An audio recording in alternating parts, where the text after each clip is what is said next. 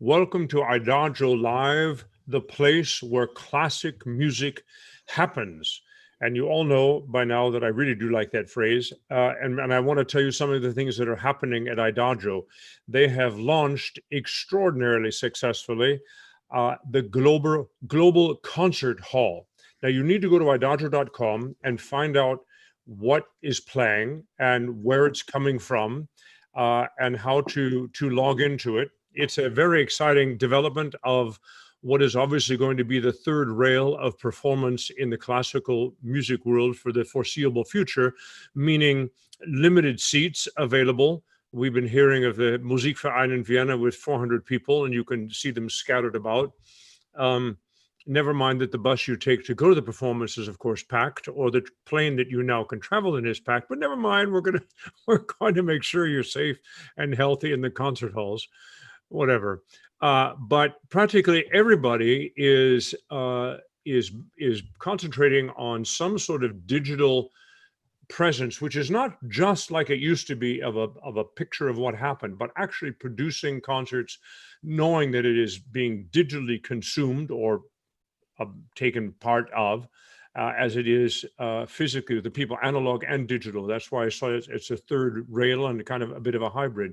It's actually, I think, in the long run, perhaps a very exciting development, not just for Idagio, but just in general. It was a bit startling a couple of weeks ago when Cambridge University said there would be no more live classes until 2021. So clearly this crisis, which has had phenomenally negative impact from health to finances across the world, has in fact catapulted us all into a completely new digital consciousness and a willingness to share with one another ideas and concerts, music, even opera perhaps moving forward digitally from the safety of our homes, hopefully only as a stopgap, because in classical music, it's all about being there and being in the mood and in the room and taking part of the live sensations of one human being performing, and in our case, singing classical music with their audience, never at your audience, sometimes two, but most of the time four. We talk about that.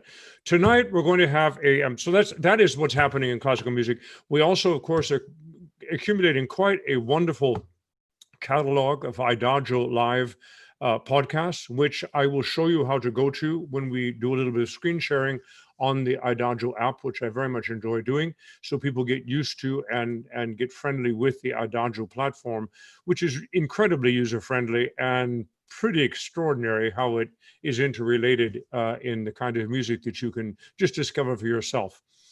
The whole point of Idagio is classical music built by classical musicians. It's curated by classical musicians for the purpose of understanding and believing and loving the classical music as it's meant to be realized. Practically all the other platforms that have classical music are built on pop databases, pop music databases, which has nothing to do with good or bad pop music. They don't like to read recitatives, and they don't like third and two and three and four movements of sonatas with different names, and it's just very clumsy. So Idagio really is a wonderful place to go. We have the Idagio Live project. We have the Global Concert Hall, which is very, very exciting. Of course, there's more and more coming to the library all the time. Well over 18,000 different composers. I didn't even know there were that many classical composers. So you really can browse and have a great time learning about classical music and sort of following whatever rabbit hole you want to go down to discover something else. It's quite fun. Tonight, and again, which Tuesday, I appreciate your patience and understanding that last Tuesday we were united with a global statement of Black Lives Matter, and social media just went dark last Tuesday. I think that it was effective in simply getting people's attention.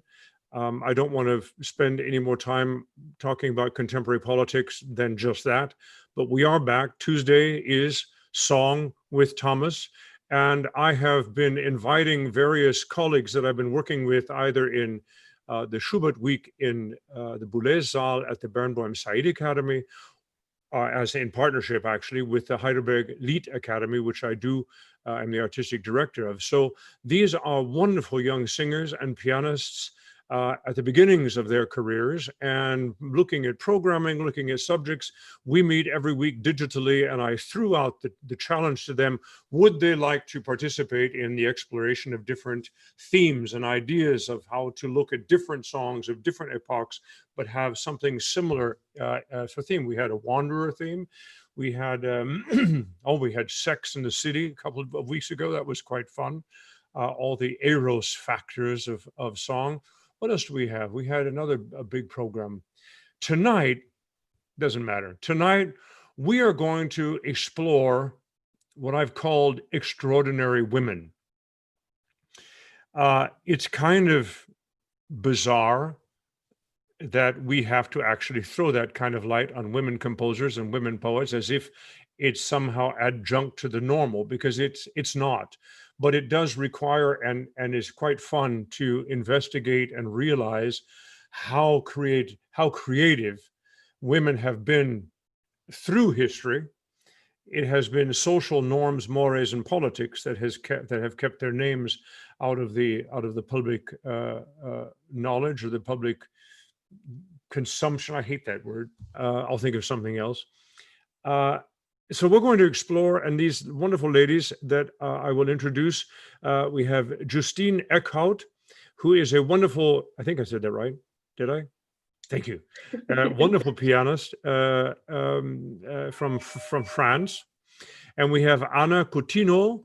Where are you right now? Where are you, Justine? Well, no, I introduced you. Anna Coutinho is a wonderful soprano, and Marta Harreiter is also a wonderful soprano, and Christie Finn is not only a wonderful soprano, she is the managing director of my Hampson Foundation, which is all about song, as you well know. And if you don't know, please do visit us at hampsongfoundation.org.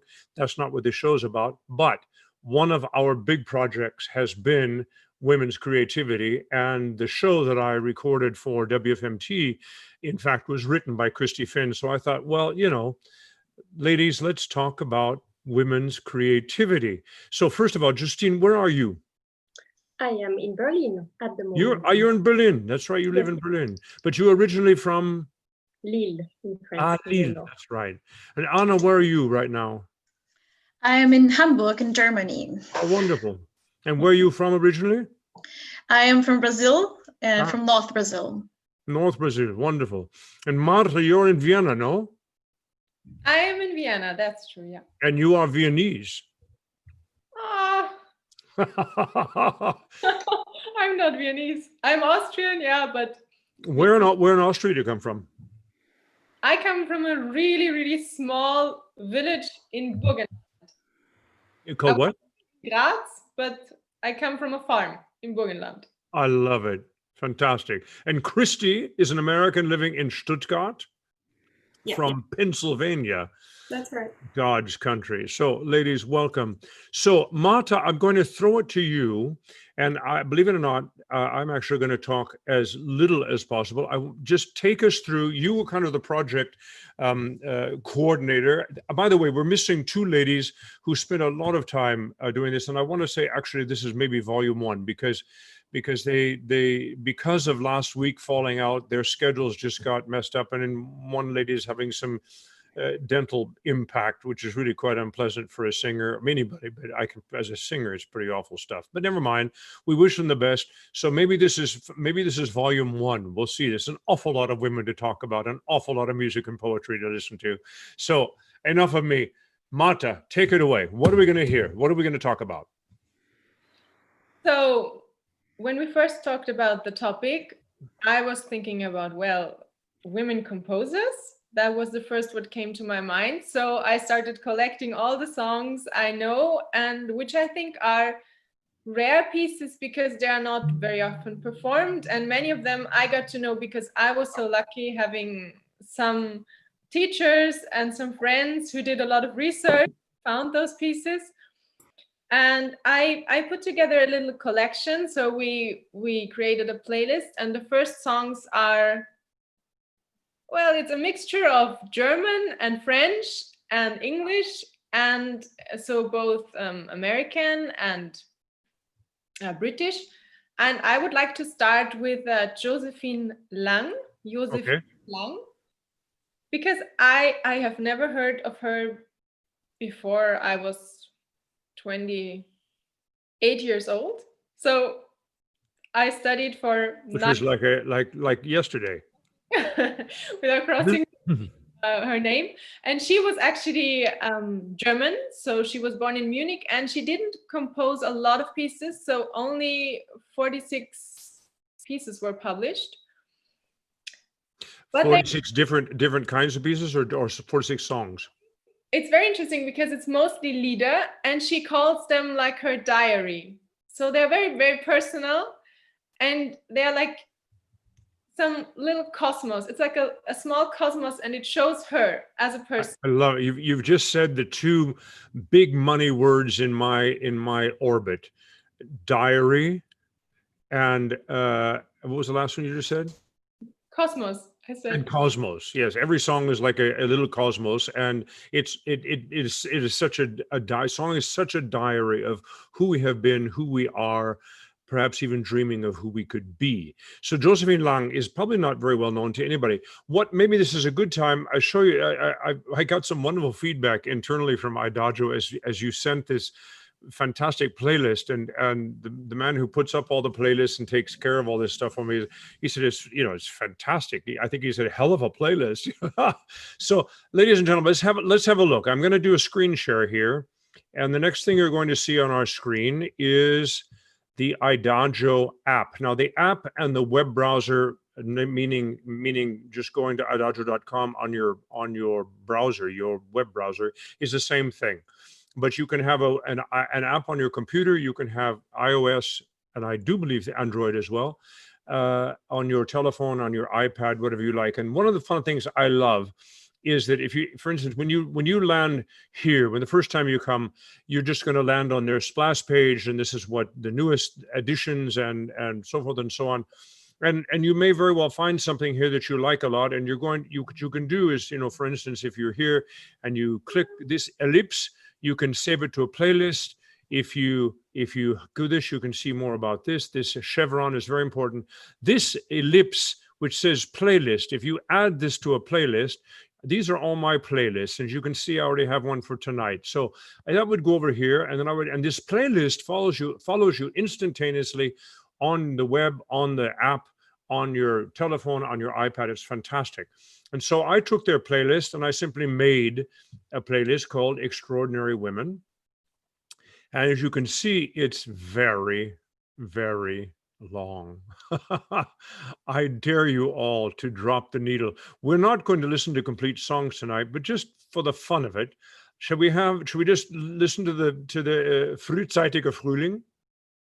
I would suggest, could we listen to the Sie liebt mich, to the third one? Yeah, gern. I love it. All right, here we are. Sie liebt mich von Josephine Lang.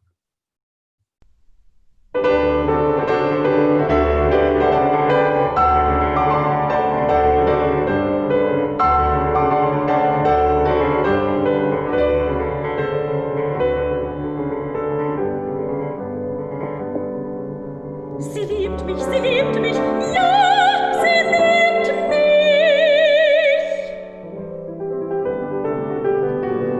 Welch schreckliches Leben. Fühl ich mich selber, bin ich am Leben. Sie liebt mich, sie liebt mich. Wonderful, wonderful. So everybody could hear that okay? Now we're back here to our site. So that's how we save in a playlist. And then that was the first song from Josephine Lang. What are we listening to? How you mean? What are we listening to? Why is that? Why? If you didn't know it was a woman, would you like the song? I think I would love the song. And what I love about this song, it shows her, she has a really characteristic style of composing. So she studied with, or she had lessons with Mendelssohn. And he also wanted her to study in Berlin. Right. Her father refused, so she tried working on her own, but that way she really created her unique style, and she has the piano is always very independent, and there are long passages only with the piano. Was she a known pianist? She was a singer. She was a singer.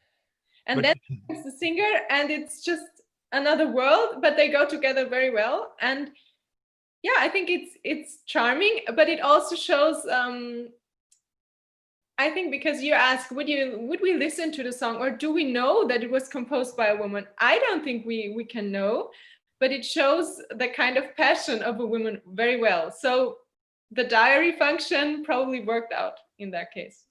It was a wonderful composer who I met quite late in her life, and she asked me to record a lot of her music. And she lived in Los Angeles in a quite extraordinary history. And if we do phase 2 and we talk more about Americans, her name was Eleanor Remick Warren. If you go to the Hampson Foundation, you'll see that we have a special site for her. And she was quite an extraordinary woman and lived to be 92 years old. And she's an amazing composer, but she was really quite adamant. And she gave an awful lot of radio programs, interviews, and so forth. And she would get, her eyes would narrow, and she would say, "There is no gender in music." And then they'd go on and talk about her being a woman composer, which she would try to say, "No, I'm a composer." And I mean, that's kind of the point, isn't it? This is a beautiful Mendelssohn-esque, Franz-esque kind of song. It has a lot of fantastic energy and so forth. Should we care that it was written by a man or a woman? Well, should we care? No. So basically, I wouldn't say we should care, but now that they are so like underrepresented, that's when it starts that we have to care, and we have to make them like a special issue. Wonderful. Well said. Well said. Justine, take us another step farther. Yes, I mean, look, the parameters, ladies and gentlemen, we're going to talk about here. We've got women composers, we've got women poets, we have songs that are on women characters, which is a big deal, and we're, it's kind of Shakespeare's world as well. And we have, what other aspect would you say? The fourth. Those are the three big ones, I guess. Were you concentrating on a poet or a person or a composer, or tell us about your journey with women's extraordinary creativity? I worked on female poets, so I chose Louise de Villemorin and Poulenc, and also I wanted to draw a portrait of women in lead, and maybe to explore a romantic, maybe quiet and beautiful version of a woman, and really go into that, and also a different kind of a woman, for example, what we would consider today stronger woman, maybe. And also I gathered women who would be not inside the society, so kind of witch, sorceress, and also mermaids. That is my interest. Should we have a quick listen, just so we know what we're talking about? Yes, sure. Poulenc, no? It's Yes. extraordinary. There are two major publications on Poulenc songs out literally at the same time this month. One from my dear friend and most admired colleague, Graham Johnson. And by the way, if you'd like to hear a conversation with him about the book, you can have that on the Hampson Foundation as well. Hampson, HAMPSONG Foundation.org. If you're interested in Poulenc. Now, what am I looking for here? What do you want to hear? Le présent, chanson, here, reflet? No, that's Poulenc. Some of Louise de Villemorin. For example, just above Louise Lalande, there are Aux officiers de la Garde Blanche. Oh, okay. Here we are. And this is Louise de Villemorin. Morin, Villemorin, Morin. in the. Where was she from? When is she? Oh, by the way, back one bit, Marta. When you said Josephine studied with Mendelssohn, so she's writing in what, the 1840s, 1850s? Yeah, 1830s, 1840s, 1850s. Wow. And when were these poems written? They were written in the 30s. 1840s. 1930s. So she's in the middle of the 19th century, and Poulenc was inspired by her. Yes. Do we know how he came across her poetry? No, actually, it was 1930s, so I guess. 1930s. So she's contemporary of Poulenc. Yes. Okay, this is quite interesting. Here we are. This is the Officière de la Garde Blanche.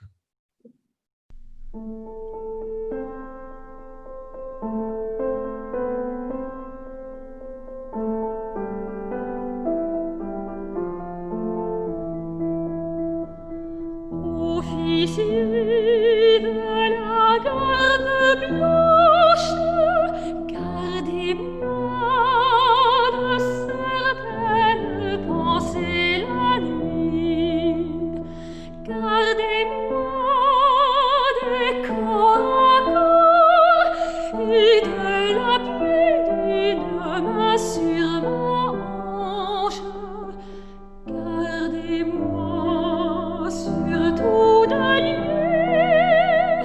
qui par la Manche m'entraîne vers le hasard de ma plaine.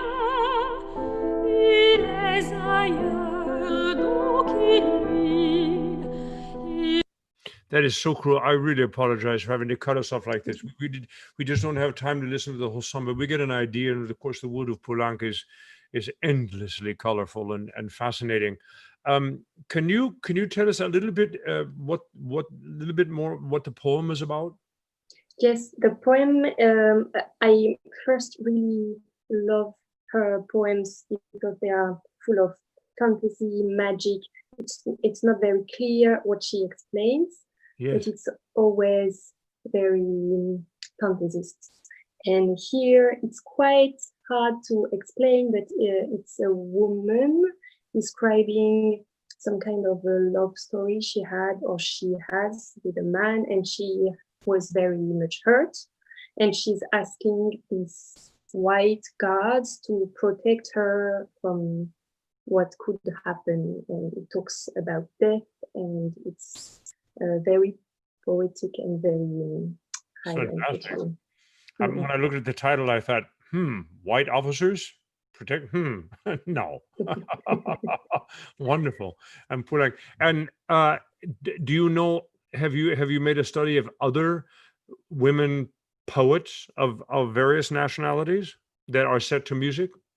That'd be quite wide, but I also worked, of course, on Marianne von Willemer, because we talked about her in January together. And I'm very sad that Irena is not here tonight because she sang actually the Suleika. Exactly. We were missing Ketty and Irena. Yeah. Absolutely.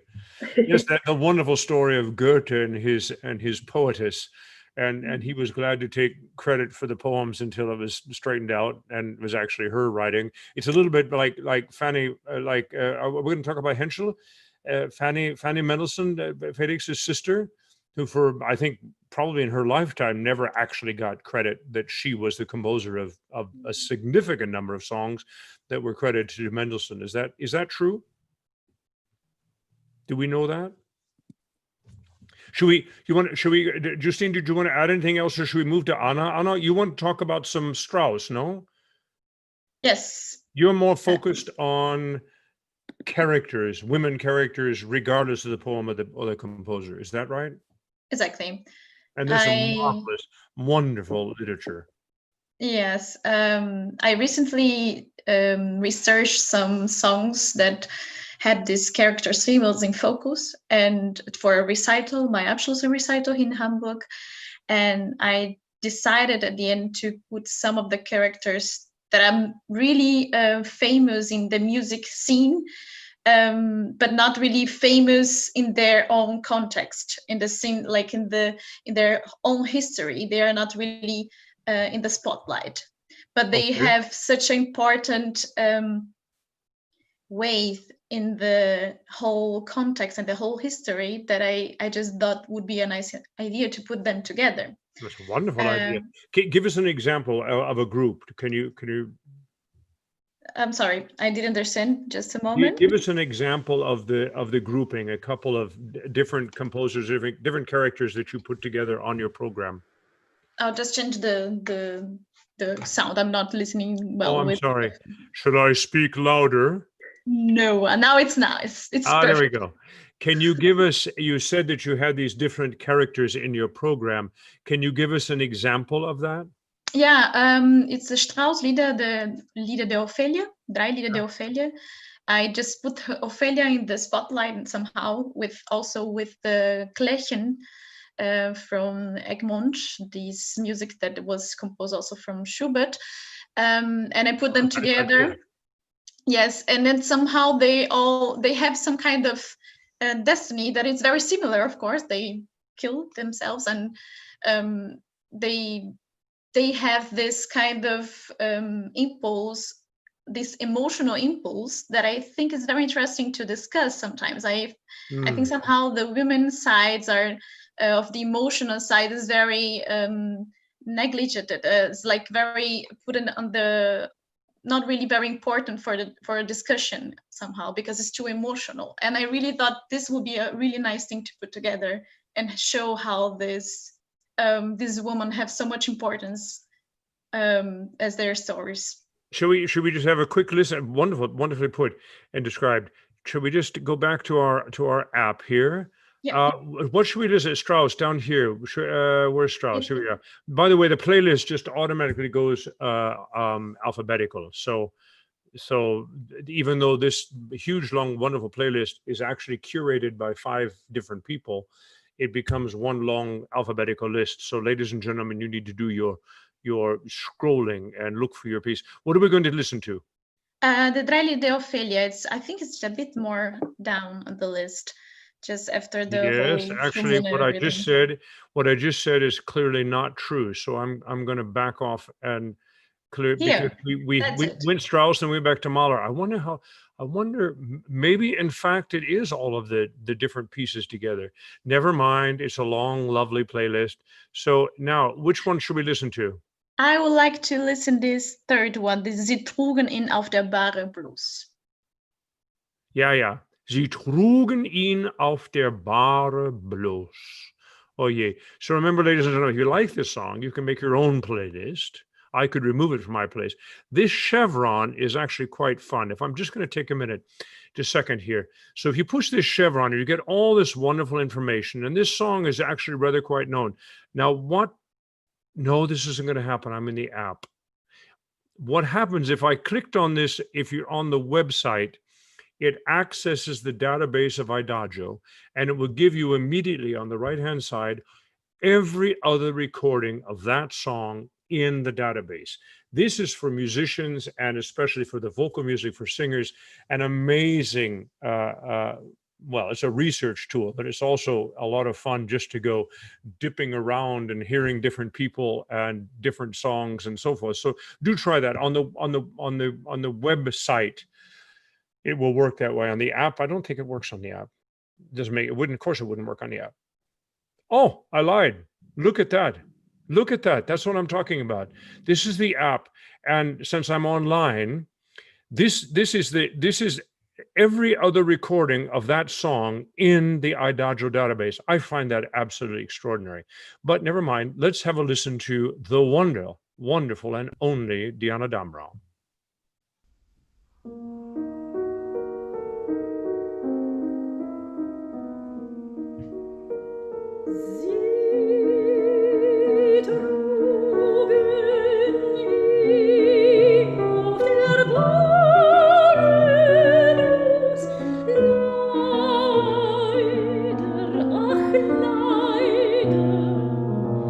Den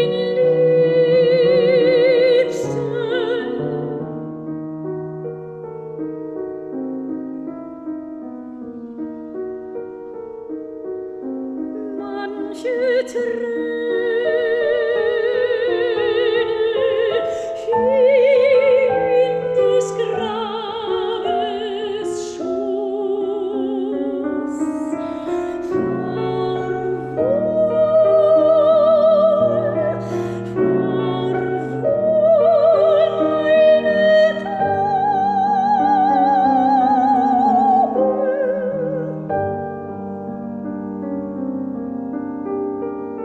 It's so awful to stop. I was waiting for some sort of cadence phrase that I could do. That it hurts me more than it hurts you. I promise you to stop like that.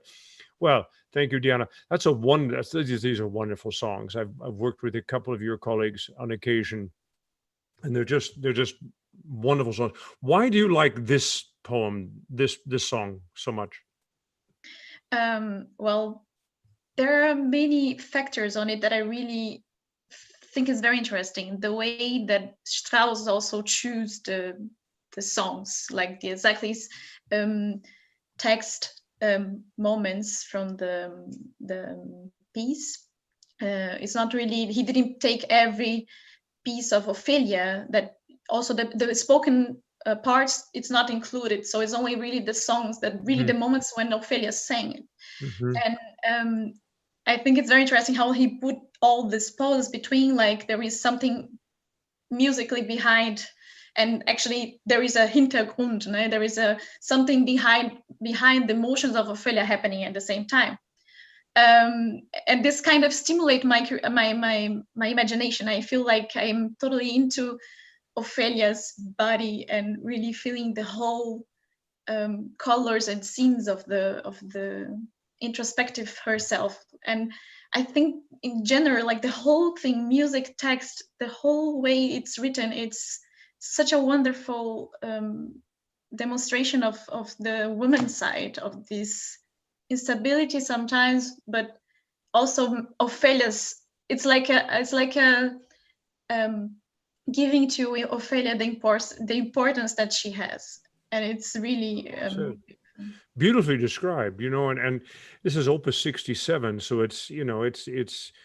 it must be in like the 1920s. This is after, there's so many songs of Strauss, the early songs especially, they're so popular, but the man wrote songs for 65 years of his life, and now everything sort of from the 20s forward in the higher opus numbers, which are the least well known of Strauss's songs, you have all of this amazing dramatic ability from his work in the opera, but he always came back to explore that extraordinary relationship between tone, word, and everything in between it and around it and from it. He was just completely preoccupied with exactly what you just described. And the Ophelia songs they're not easy songs by any means. And the Brentano are even worse, but that's a different story because he was really quite aggravated with the publisher. But never mind, these are quite remarkable stories. Thank you for describing that for us. It makes us all want to listen to it. Now, ladies, what are we going to do with the fact that most everything in the 19th century was absolutely gender neutral, if not in fact sung by men? Did you know that the premiere of Frauen lieben und leben of dear Clara Schumann, and I realized that one of the other colleagues was going to speak more to Clara, but maybe one of you wants to jump in a little bit, but Frauen lieben und leben was actually premiered by Julia Stockhausen with Clara at the piano. How about that? And the Dichterliebe was premiered by what was her first name? Something Gutal Schröder. What was her first name? Does anybody know? I can't remember. Gutal Schröder. In fact, the piece is dedicated to her, and she sang there. So this gender specificity, this sort of incredible Wissenschaft that we've gotten ourselves into in the late 20th century, early 21st century. Do you feel sometimes that we miss the point of the poem because we're so focused on the little details like that? Does it matter? On the other hand, what we just had a conversation about Strauss, him capturing something significantly feminine. So I'm asking a very random question. I just want you to run with it because it also perhaps is about how you feel as a woman artist, and as you sing various poems, do you feel closer to the poetry if you know it's either a song composed by a woman or a poem written by a woman? Is that interesting to you? Is it something that you feel like you can more grab onto? I feel it's very, it gives us the opportunity to be in the same state, the same level somehow.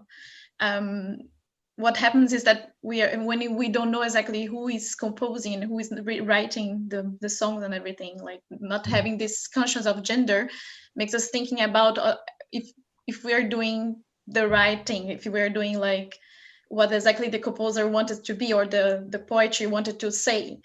I think sometimes having a woman in the poetry or having a woman in the music is kind of a step forward. It's like having this opportunity to be more close to them somehow. But I don't think it's something. I think it's a very interesting moment also to discuss how this is important to have this representativity now. Then we can just add stuff for our constructions, our music constructions. Makes sense. Christie, as you were writing the show, and I mean, you're very versed in 19th century literature as well, but your show or our show actually was, for one, it was obviously more American, even British centric, but it was also more in the 20th century. But the things we're discussing, what sort of, I see you shaking, you're nodding your head once in a while. Well, what I wanted to comment on what Anna was just saying is that I think that we have a bit of a responsibility as well to sing and to amplify this music and these words, because women did not have access to the opportunities of men for so many centuries.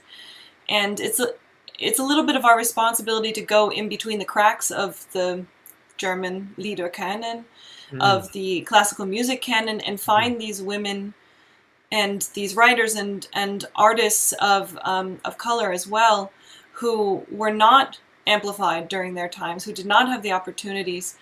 And in that way, yeah, we become close to them because maybe their music has not been sung and recorded hundreds of times, like Frauen lieben und leben, or some of these extraordinary, for sure, works of art. But we can find then things that really speak to us and start a new tradition so that 100, 200 years from now, people know this music is part of the canon. And what we did with Song of America too is that bringing these voices forward. Have you all performed Frauen lieben und leben, or parts of it?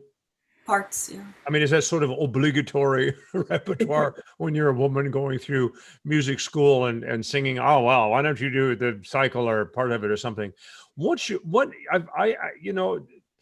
It almost has become popular now that I've been teaching so much and I've had so many of your wonderful colleagues, come through our orbit in Heidelberg and in Berlin. And I noticed that there's a pushback on this cycle. There's a sentiment in the cycle that you really have to try and objectify at some points because it just seems a little too demütig. What do you think, Justine? I see you shaking your head. No, it's funny because actually Frauen lieben und leben is the first cycle I explored when I arrived in Germany. So it's kind of something very deep for me. And I mean, I love this cycle. I cried last week in the subway hearing it. So I just love it. But also it describes what I think everybody knows this cycle, but it's about the life and love of a woman, and it's written by a man. The music is written by a man. It was, I think, a gift from Robert to Clara for the wedding. Chamiso poetry, isn't it? Yes. Right. Yeah. And it's very beautiful, this love that is described, but it's also describing, like it starts when she meets him, when she sees him for the first time, and then it describes how she loves him, how she gets prepared for the wedding, how how they have this night together, and then she have children, and then it stops when he dies. So his life, her life, starts when she sees him, and it stops when he dies. And she says this very beautiful word, "You were my world."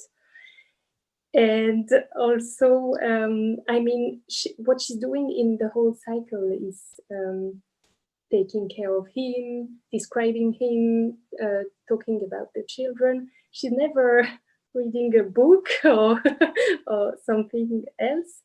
And I mean, I love this music, but it has become a question also for me as an artist. What do I want to bring on stage also? I don't say that we shouldn't do it anymore because it's beautiful. Does it feel like a kind of biography of Clara and Robert in some intangible way? I think so. Can I read? Is that a nice way to think about it? Is that an easier way? Yes, please. What do you have? I was when I was doing research on Clara Schumann, I found a very beautiful quote from Robert Schumann describing her, and I love it. To you. Yes. Clara has composed a series of small pieces which show a musical and tender ingenuity such as she has never attained before. But to have children and a husband who is always living in the realm of imagination does not go together with composing. She cannot work at it regularly, and I am often disturbed to think how many profound ideas are lost because she cannot work them out. Ta-da! Reactions, ladies? Marta, I see on your lips a thought. He was not the only one who suffered from that. So many obligations, and also when I was doing research on the biographies of the other composers, I fell in kind of a depression because it was so common, and they had really financial issues going on. They couldn't compose. They had to do some jobs working as a nanny when they didn't have own children. They worked as a nanny to care for other children. And yeah, it was really, I think, lots of beautiful ideas got lost because of that. Well said. Beautiful. Really, it's very sad. What has been your experience as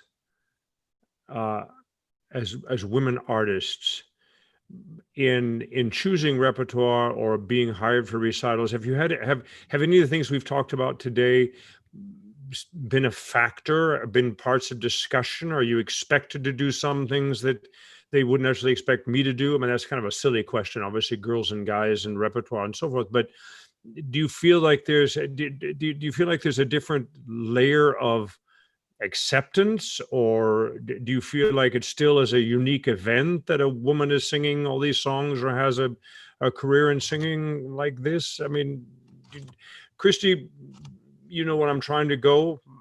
If you don't, I don't. I think it depends on the situation. If we even have freedom to choose what we would be singing. What about this? I don't want to.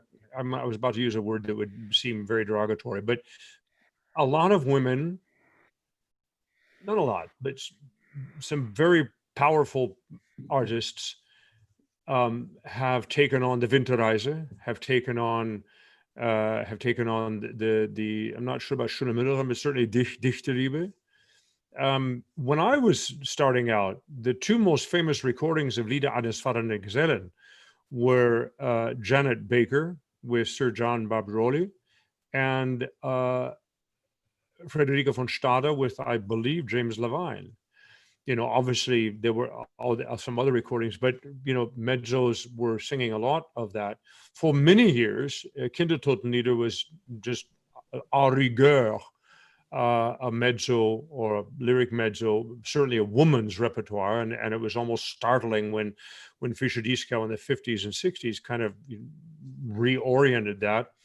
Should these things matter? I'm trying to find questions to go, because I know what I would say. Maybe I should just say it. It just seems to me that it's incredibly poignant to point out where the subject matter from the poem is feminine and is then put into a musical context by a man or a woman, and the layers that one can appreciate if they know that. Especially, I do believe that Eleanor Remick Warren is right. There is no gender in music any more than there's homosexuality or heterosexuality in composers. And I've had many very strong arguments about Billy Budd, for instance, with Benjamin Britten, but that's not our subject tonight. But then there's this essence of humanity seen through the eyes and souls of women, seen through the eyes and souls of men. But at some point it transcends that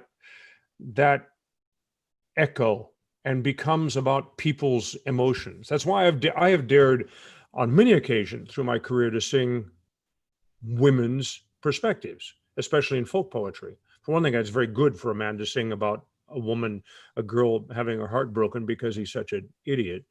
But it seems to me that there's this balance that we have to find. Maybe that's the question I'm looking for all of you as you program and so forth. The balance between a bigger statement than just the fact that it's written partly by a woman or partly by a man. Does that make sense? Are you sensitive to that as you're developing your programs?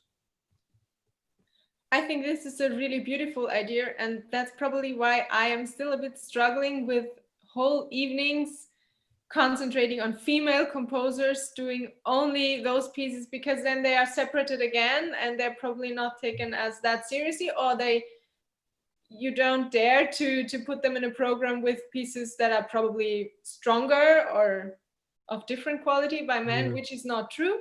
So I think if we can shift the perspective to the piece or to a certain topic or a story we want to tell or a storyline in a musical evening, then storyline, that's a wonderful word. Yeah, a different thing, and that's probably the goals, or that would be my goal to what I would like to see, where I would like to see the female songs. Do you agree with that, Justine? Is that sort of the direction you are working in?